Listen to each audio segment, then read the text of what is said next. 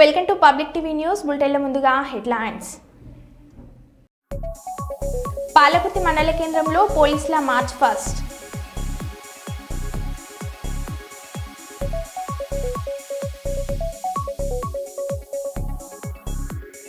కేంద్ర రక్షణ మంత్రి రాజ్నాథ్ సింగ్ని కలిసిన ముఖ్యమంత్రి చంద్రబాబు.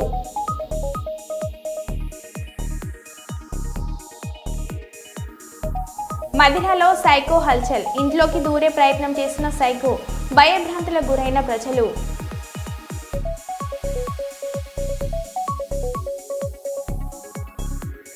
కోర్టులో ఏసీబీ దాడులు, ఏసీబీ వలలో మరో 2 అధికారులు.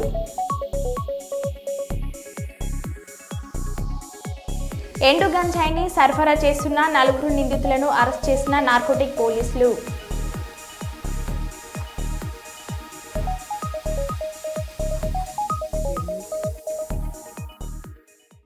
ఇక వివరాల్లోకి వెళ్తే, శనివారం స్థానిక గోదర్కన్లోని ప్రెస్ క్లబ్లో ఏర్పాటు చేసిన సమావేశంలో ముఖ్య అతిథిగా హాజరైన INTUC central senior vice president Kampelli Sammayya మరియు వైస్ ప్రెసిడెంట్లు వడ్డపల్లి దాస్ మాట్లాడారు. ఈ మధ్యకాలంలో కాన్స్టెన్స్ ని పట్టించుకోకుండా రాష్ట్ర వ్యాప్తంగా దళిత వర్గాల శ్రేయస్సు కోసం, దళిత వర్గాల ప్రయోజనం కోసం పనిచేస్తుందని చెప్పి దళితుల్లో చీలిక తీసుకొచ్చి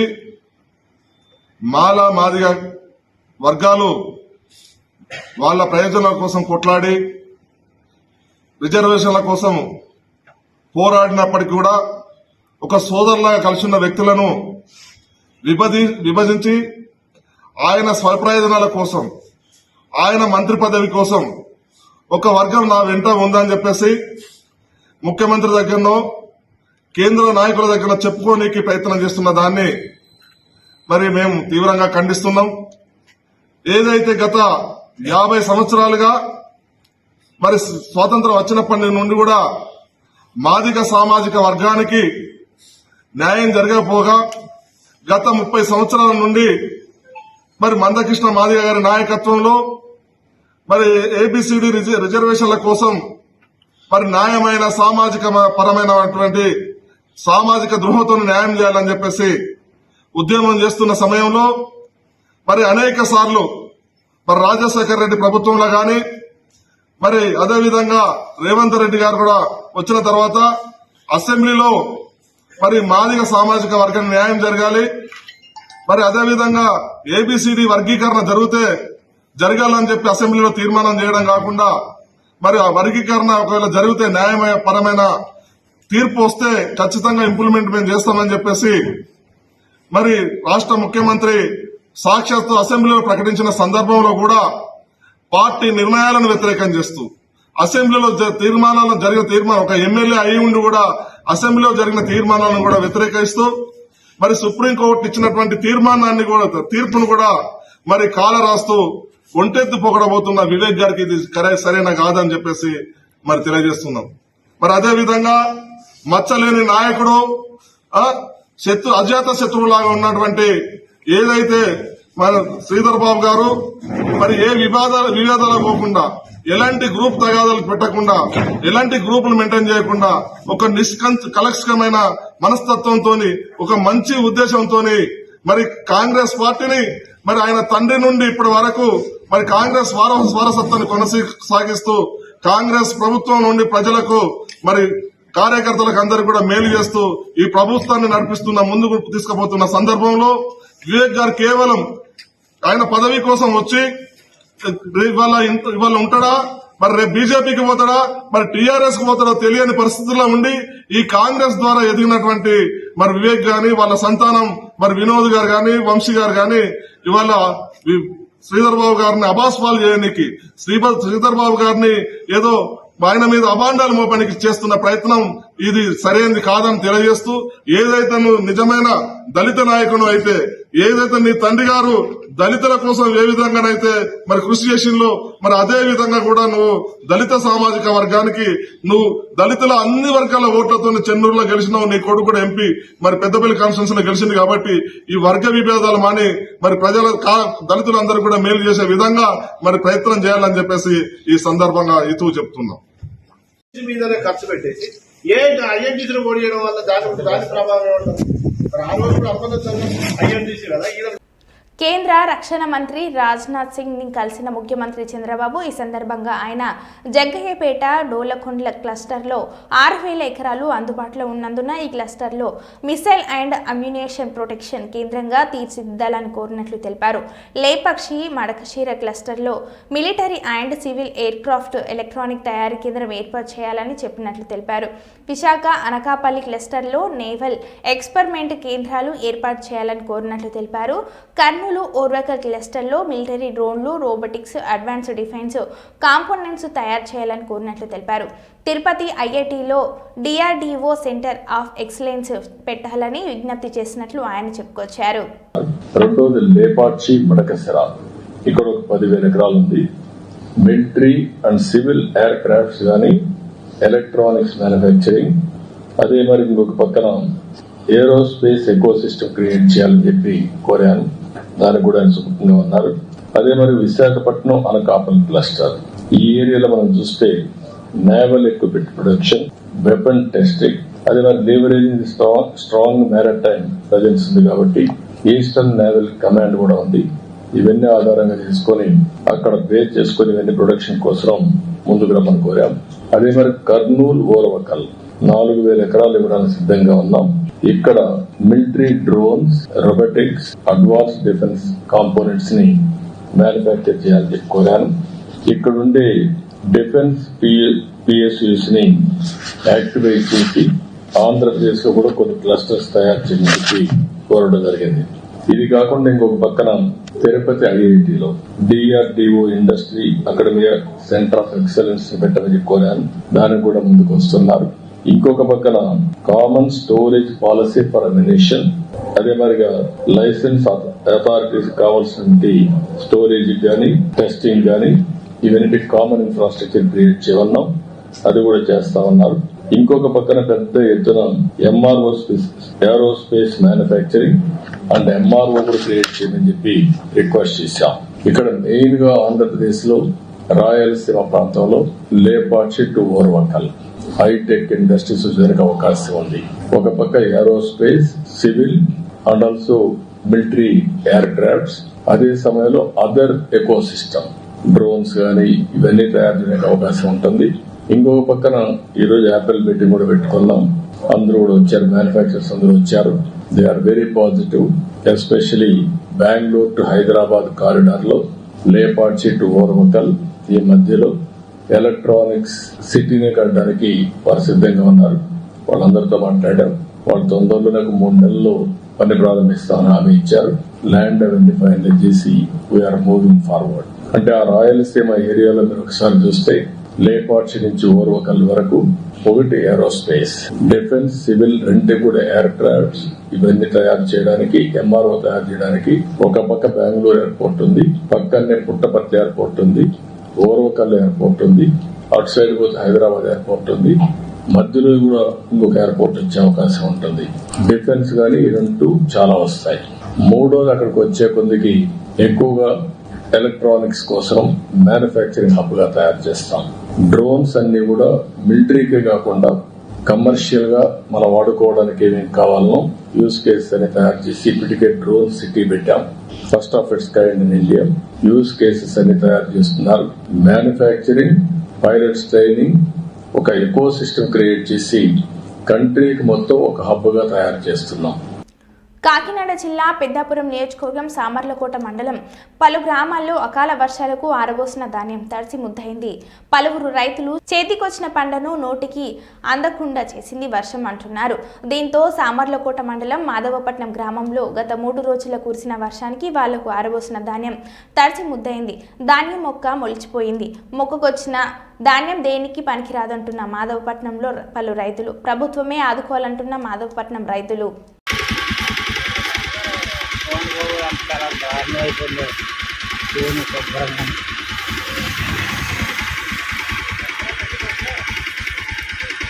మొత్తం అరెకరం అంతా కూడా నాశనం అయిపోయింది. మగతా బిచ్చుకుని చేస్తున్నారు పోతున్నాను.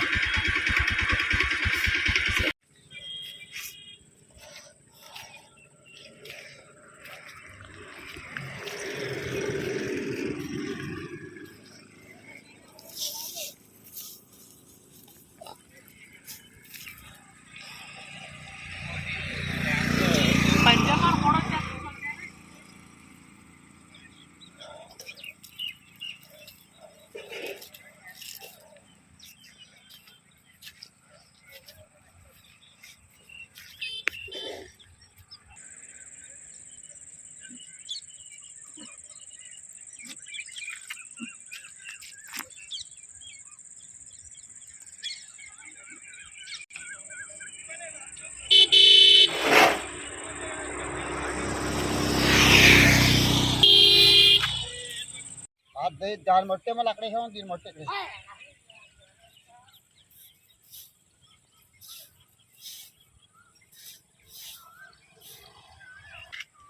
మీరేనండి రైతు సార్? ఇది ఎన్ని కొంచాల భూమి నుంచి తెచ్చుకున్నారు, లేకపోతే ఎన్ని ఎకరాల నుంచి తెచ్చుకున్నారు? ఈ ధాన్యం నూర్చిన ధాన్యం ఇక్కడ తెచ్చి ఆరబెట్టారా? నూర్చిన ధాన్యం మిషన్ మీద కోసి తీసుకొచ్చి రోడ్డు మీద ఆరబెడుతున్నాం. ఇదేమో 4 ఎకరాలన్నర పంట అది. అయితే ఈ వాతావరణం అనుకూలించగా కోసిన తర్వాత వెంటనే రాసి ఇచ్చిన తర్వాత వర్షం మొదలైపోయింది. దీన్ని ఆరబెట్టుకోవడానికి అవకాశం లేదు. తర్వాత దీన్ని ఏ విధంగా చేయాలన్న దాని గురించి కూడా అవకాశం లేదు. కానీ కొనుగోలు దాని ఎవరో రావడం లేదు. తర్వాత ఈ వాతావరణం అనుకూలించిన తర్వాత దీన్ని మళ్ళీ ఏదైనా కొంచెం ఆరబెట్టుకున్న తర్వాత దీన్ని మళ్ళీ చేంజ్ చేసుకోవాలంటే అప్పటి వరకు రైతు పని అడుగుగట్టే పద్ధతిలోనే ఉన్నది. ఇప్పుడు మొక్క వచ్చేసింది కదండి, ధాన్యం తడిసిపోయి మొక్క వచ్చేసింది కదా, అది అమ్ముకోవడానికి పనికి వస్తుందా, లేకపోతే మీకు ఏమైనా ఉపయోగపడుతుందా? అది అమ్ముకోవడానికనే మేము అమ్ముకోవడానికనే చేసాం. కానీ కొనుక్కుని వాళ్ళు ఎవరు రాకపోతే దాన్ని మళ్ళీ ఏదో మరి దానాకో దేనికో ఆడించుకుని ఏదో చేసుకోవాలి తప్ప కానీ దానికి ఉపయోగం ఏం లేదు కదండి. మొత్తం ఎంత నష్టపోయి ఉంటారు మీరు? మేము ఇంచుమించులోని మేము 4 ఎకరాల మీద ఇంచుమించులో ₹1,00,000 లాస్ అయిపోయాం. గత ఈ 3 రోజుల నుంచి వర్షం వచ్చింది కదండి, 3 రోజుల నుంచి వర్షం వచ్చిన వర్షానికి నానిపోయిందా, లేకపోతే మనకు సేలో ఏమైనా ఇబ్బంది లేదండి. పొలంలో తీసుకొచ్చి రోడ్డు మీద వేసిన తర్వాత మరుసటి రోజు నుంచే నైట్ నుంచే వర్షం మొదలైంది. అప్పటి నుంచి చూసుకోలేదు, ఈ రోజే తీశారు. ఈ రోజు ఖాళీ ఇచ్చింది కాబట్టి తీసామండి. నిన్న తీసాం కానీ మళ్ళా ఆరబెట్టడానికి అవకాశం లేక. సార్ మీ పేరు, ఎన్ని ఎకరాలు చేస్తారు మీరు? నా పేరు సూరంపూడి వెంకటరమణ అండి. నేను మా సొంత పొలమే అండి, 4 ఎకరాలన్నర. ఓకే. ఈ 4 ఎకరాలన్నర మేము 2 అన్నదమ్ములు అండి. 2 అన్నదమ్ములది ఈ పొలం. ఓకే.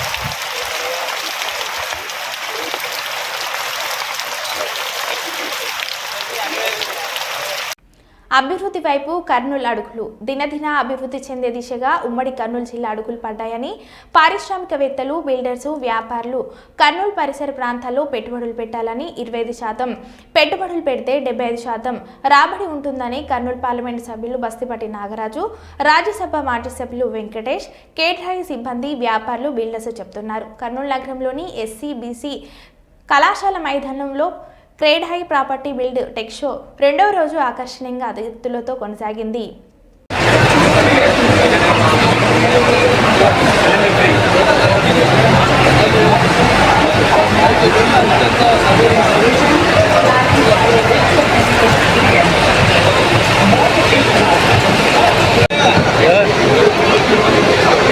సరే సరే, అది కదా సార్. సార్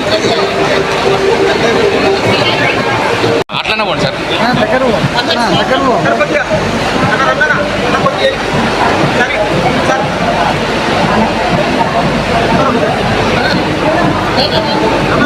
ఒక్క నిమిషం సార్, పైకి వెళ్ళండి.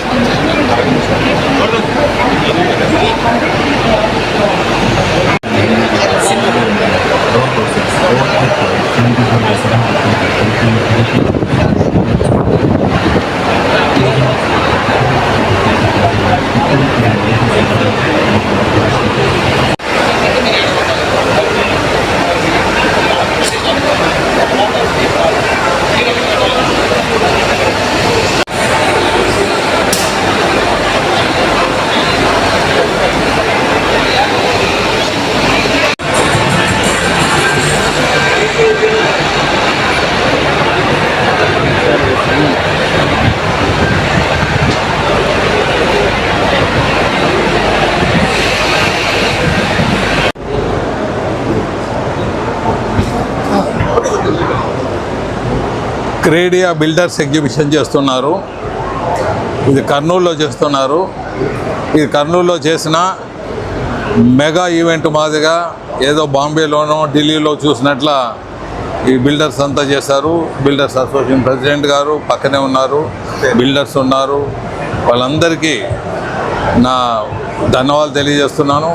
మా పట్టణంలో కూడా బ్యూటిఫుల్ మళ్ళీ కాంప్లెక్స్లు నిర్మించడం, అలాగే ప్రతి ఒక్కరికి అనుకూలంగా ఉండేటట్ల ట్రాన్స్పోర్టేషన్ బెనిఫిట్ దగ్గరలో ఉన్నట్ల ఇండ్లు కట్టివ్వటం, ఆ మోడల్ హౌస్ ప్రజెంటేషన్ చేసి మేము ఉన్నాము అని రూల్స్ ప్రకారం కట్టించి లీగలైజ్డ్ ప్రాపర్టీ తీసుకొచ్చి చక్కగా అందరికీ జాగ్రత్తగా ఆధ్వర్యంలో లేదా యాక్ట్ ప్రకారం ఆధ్వర్యంలో ప్రకారం అన్ని యాజ్ పర్ నామ్స్ ప్రకారం మేము ఏం చేస్తాం, మేమేం చేయబోతున్నాం అని చెప్పేసి క్లియర్ కట్గా అక్కడ దాదాపు 60 సంస్థలు ఇక్కడ అంత షో బ్రహ్మాండంగా ఏర్పాటు చేశారు. ఎందుకంటే రాబోయే రోజుల్లో ఎస్పెషల్లీ ఈ కర్నూలు మాత్రం బ్రహ్మాండంగా డెవలప్ కాబోతుంది. ఎందుకంటే గౌరవనీయులైనటువంటి ముఖ్యమంత్రి గారు ప్రత్యేక చొరవ తీసుకొని ఈ కర్నూలు మీద ప్రత్యేక చొరవ పెట్టి దీనికి సపరేట్గా ప్రణాళిక ఏర్పాటు చేస్తా ఉన్నారు. మీ అందరికీ తెలియాల్సినటువంటి ఆవశ్యకత ఎంతైనా ఉంది. ఇందులో భాగంగా 2 విషయాలు చెప్తాను మీకు అంతా. కర్నూలు ఏ విధంగా డెవలప్ కాకుండా నేను చెప్తాను. జస్ట్ ఒక 10 నిమిషాల క్రితం నేను అనంతయ్య గారు వెంచర్ పక్కన ఉన్నటువంటి సాయిబాబా బాలసాయిబాబా దగ్గర ఉన్నటువంటి 23 ఎకర్స్ ఆల్మోస్ట్ దాన్ని స్టేడియంగా మార్చబోతున్నారు. క్రికెట్ స్టేడియం అయితేనేమి, దాంట్లో హాకీ అయితేనేమి, అది అన్ని రకాలుగా ఒక 4-5 స్పోర్ట్స్ ఇన్స్టిట్యూషన్ ఉంటారు. అది కూడా దాంట్లో ఏమైందంటే రేపు 7వ తారీఖు ఎక్కువ రోజులు ఈ రోజు నుంచి కరెక్ట్గా 1 వీక్ టైం పెట్టుకోండి. 7వ తారీఖు అంతా నెక్స్ట్ మంత్ మనకు రఫ్ ప్రింట్ వచ్చేస్తుంది. వచ్చిన తర్వాత మ్యాక్సిమం ఒక 4 to 5 months అంతా ఏర్పాట్లు అయిపోతాయి. అంటే ఆల్మోస్ట్ అకామిడేషన్ అంతా ఏర్పాటు అయిపోతుంది.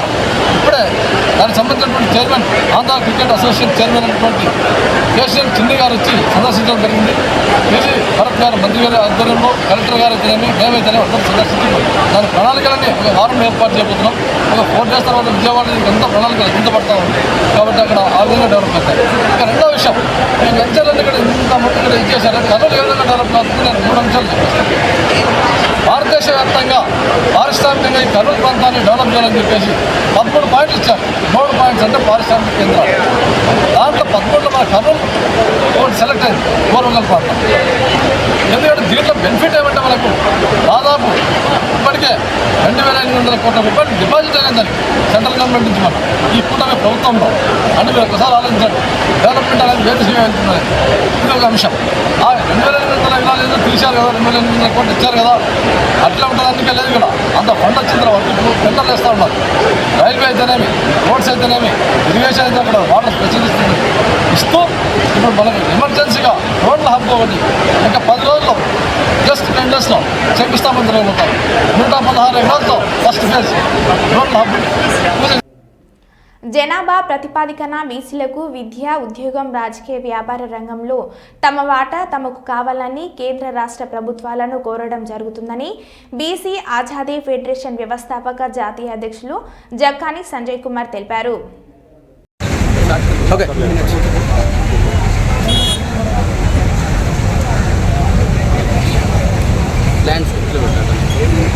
జనాభా ప్రాతిపదికన బీసీలకు విద్యా, ఉద్యోగ, వ్యాపార, రాజకీయ రంగాల్లో మా వాటా మాకు కావాలనేటువంటి నినాదంతో ఇవాళ ఈ యొక్క బీసీ మేల్కొల్పు యాత్ర గోదావరిఖనికి చేరుకున్నది. ఆసిఫాబాద్ జిల్లా వాంకిడిలో ప్రారంభమైనటువంటి బీసీ మేల్కొల్పు యాత్ర ప్రతి పల్లెను, ప్రతి గూడాన్ని తిరుగుతూ గోదావరిఖని పట్టణానికి ఈ సందర్భంగా రావడం జరిగింది. బీసీ మేల్కొల్పు యాత్ర ద్వారా మేము కేంద్ర రాష్ట్ర ప్రభుత్వాలను రిక్వెస్ట్ చేస్తూ ఉన్నాం. ప్రతి పౌరుడి అభివృద్ధి చెందితేనే దేశ అభివృద్ధి అవుతుంది. కాబట్టి అట్టడుగు వర్గాలైనటువంటి శ్రామిక వర్గాలు, ఉత్పత్తి వర్గాలైనటువంటి బీసీలను అభివృద్ధి చెందించాల్సినటువంటి బాధ్యత, వారి హక్కుల కోసం పనిచేయాల్సినటువంటి బాధ్యత కేంద్ర రాష్ట్ర ప్రభుత్వాల మీద ఉంటుంది. కాబట్టి జనాభా ప్రాతిపదికన విద్యా, ఉద్యోగ, వ్యాపార, రాజకీయ రంగాల్లో బీసీలకు హక్కులను పంచాలని మేము ఈ సందర్భంగా రిక్వెస్ట్ చేస్తూ ఉన్నాం. అదే రకంగా ఇవాళ స్థానిక సంస్థల ఎన్నికలు త్వరలో పెట్టబోతా ఉన్నామని చెప్పేసి రాష్ట్ర ప్రభుత్వం ద్వారా పేపర్ల ద్వారా లీకులు వస్తూ ఉన్నాయి. కాబట్టి మేము రిక్వెస్ట్ చేస్తూ ఉన్నాం రాష్ట్ర ప్రభుత్వాన్ని. 42% వాటా కోసం అసెంబ్లీలో తీర్మానం చేసి పెట్టారు. అసెంబ్లీ తీర్మానం కోసం అనేక పోరాటాలు జరిగాయి. మేము ఆమరణ దీక్షలు చేసి ప్రాణాలకు తెగించి పోరాటం చేసినటువంటి సందర్భంలో కాంగ్రెస్ పార్టీ స్పందించి పీసీసీ చీఫ్గా బీసీ బిడ్డను పెట్టడం, అదే రకంగా కులగణన చేయడం, అసెంబ్లీ తీర్మానం చేయడం జరిగింది. కానీ ఆ అసెంబ్లీ తీర్మానాన్ని అమల్లోకి తీసుకురావాలి, అమల్లోకి వచ్చిన తర్వాతనే ఈ రాష్ట్రంలో ఎన్నికలు నిర్వహించాలని మేము డిమాండ్ చేస్తా ఉన్నాం. దానికోసం అని చెప్పేసి వీళ్ళ కోర్టు సీలింగ్ ఉన్నది, ఆ కోర్టు సీలింగ్ మించి 50% రిజర్వేషన్లు మించి ఇవ్వకూడదనేటువంటి ఒక ప్రతిపాదన వినబడుతున్నట్టు కాబట్టి ఆ కోర్టు తీర్పులోనే ఉన్నది. ఎంపరికల్ డాటా ఎక్కడైతే ఉంటుందో అక్కడ రాష్ట్ర ప్రభుత్వాలకు హక్కు ఉంది కాబట్టి ఆ అధికారం మేరకు స్థానిక సంస్థల్లో 42% వాటాను అమలు పరచాలని మేము రిక్వెస్ట్ చేస్తా ఉన్నాం. అదే రకంగా ఒకవేళ అది ఆ యొక్క చట్టానికి ఉల్లంఘన అయితే మాత్రం తమిళనాడు తరహాలో ఆ యొక్క 42% బిల్లును 9 షీట్లో చేర్చడానికి పోరాటం చేద్దాం. అయ్యా ముఖ్యమంత్రి గారు, ఈ ఉద్యమానికి మీరు నాయకత్వం వహించండి. తప్పకుండా కూడా 42% వాటాను అమలు జరిగిన తర్వాతనే ఎన్నికలు నిర్వహించాలి తప్ప మీరు పార్టీ పరంగా ఇస్తే మా బీసీలను గోసబెట్టినట్టు అవుతుంది, మీరు పార్టీ పరంగా ఇస్తే బీసీలను మోసం చేసినట్టు అవుతుంది. కాబట్టి అయ్యా మీకు చేతులెత్తి నమస్కరించి వేడుకుంటా ఉన్నాం యావత్ బీసీల పక్షాన 42% వాటాను ఈ రాష్ట్రంలో అమలు పరిచిన తర్వాతనే ప్రజాస్వామ్య వ్యవస్థలో తొలిమెట్టుకున్నటువంటి స్థానిక సంస్థల్లో మేము 78 ఏళ్లుగా గోసపడతా ఉన్నాం, మోసపోతా ఉన్నాం. ఒక ఏడాది 2 ఏళ్ళు ఎన్నికలు లేట్ అయితే జరిగే నష్టం ఏమి లేదు. కాబట్టి ఇలా బీసీలకు ఇచ్చినటువంటి హామీను మీరే అమలు చేయాలి. మీరు తప్ప ఈ రాష్ట్రంలో కేంద్రంలో ఎలాంటి ప్రభుత్వాలు ఉన్నా కూడా ఇంతవరకు సాహసోపేత నిర్ణయాలు చేయలేదు. కాబట్టి ఇది అమల్లోకి వచ్చిన తర్వాతనే ఎన్నికలు నిర్వహించాలని మేము డిమాండ్ చేస్తా ఉన్నాం, రిక్వెస్ట్ చేస్తా ఉన్నాం.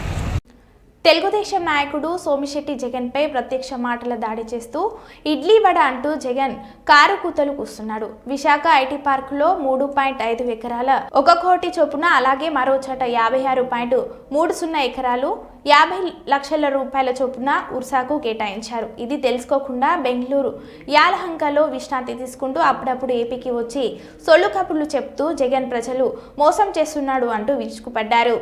ఓవరాల్ గా 6 లక్షల చిల్లర కోట్లు మనకి పెట్టుబడులు వస్తున్నాయి. దాంట్లో రాయలసీమలో 3,19,00,000 కోట్లకి 3,19,000 కోట్ల పెట్టుబడులు ఒక్క రాయలసీమలో.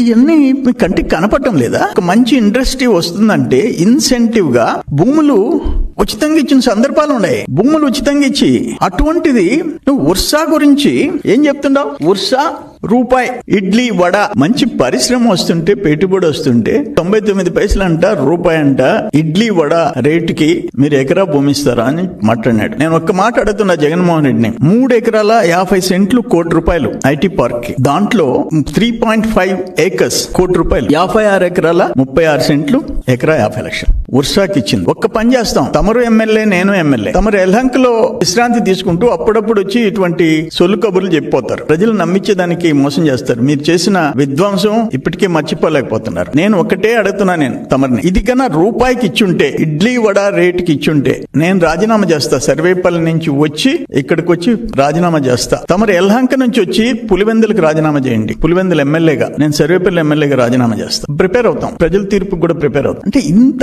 పచ్చి అబద్ధాలు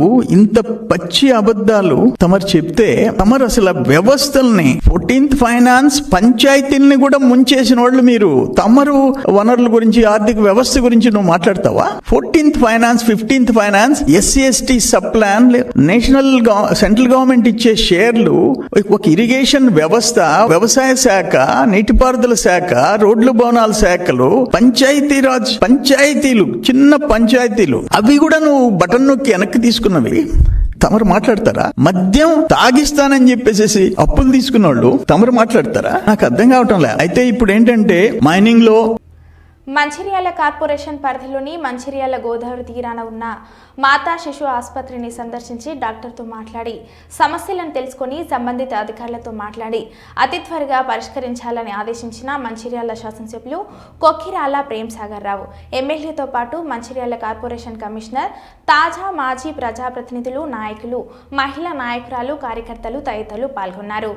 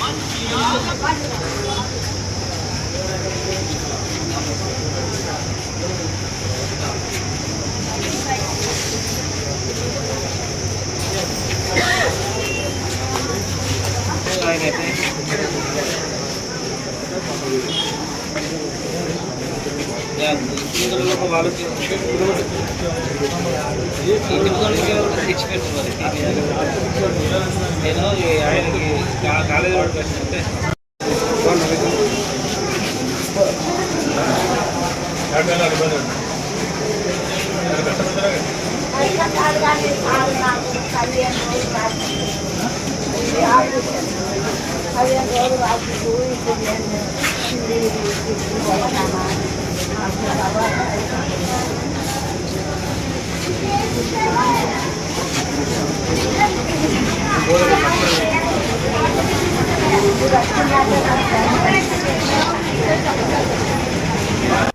మరో బులెటిన్లో మళ్ళీ కలుద్దాం. Stay tune.